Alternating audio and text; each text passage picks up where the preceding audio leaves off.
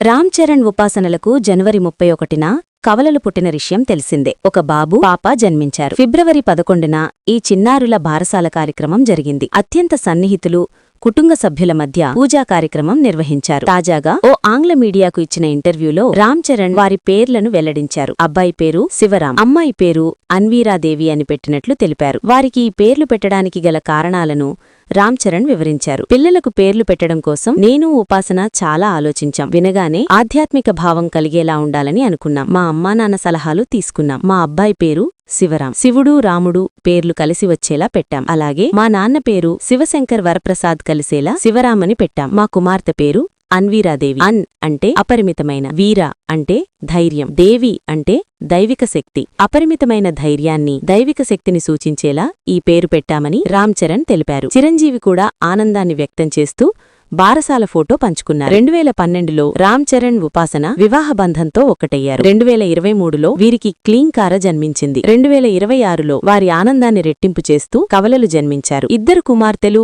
కుమారుణ్ణి కలిగి ఉండటం ఎంతో కృతజ్ఞతగా భావిస్తున్నాం. మన జీవితంలో మహిళలే అత్యంత బలం. ఎప్పుడూ మాకు అండగా నిలిచిన కుటుంబం, అభిమానులు, శ్రేయోభిలాషులకు థాంక్స్ అని చరణ్ ఆ సందర్భంగా తన ఆనందాన్ని తెలుపుతూ పోస్ట్ పెట్టారు.